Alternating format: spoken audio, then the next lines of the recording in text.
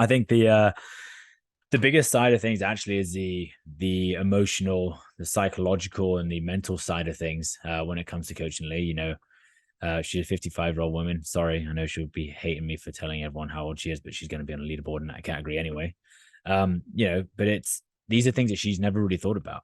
When it comes to competing. It's kind of just like, oh, well, that's just how it is. I'll just sweep it under the rug and let's deal with it later. But it actually has come back to bite her in the ass, and it's eating her a little bit. And it's rearing its ugly head. We can get into that stuff later on of actually what it is, probably on another podcast. But things like trying to help her out, trying to drag these things out of her so she can realize the way that she talks and the way that she holds herself and her self-esteem and her self-belief. That's been the biggest work on that we've been trying to get to. Like I said, she's amazing physically.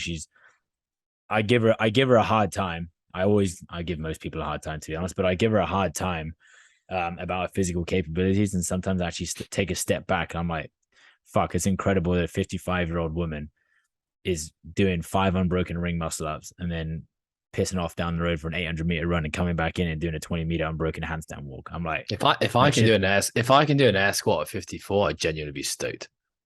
I know it's actually crazy. And she's like still hitting PRs.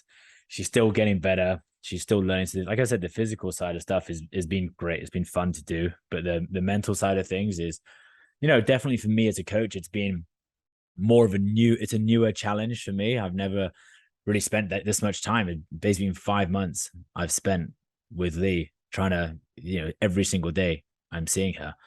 So it's we've definitely grown together. We've grown individually for sure, but we've definitely grown together as a coach athlete and definitely a friendship for sure.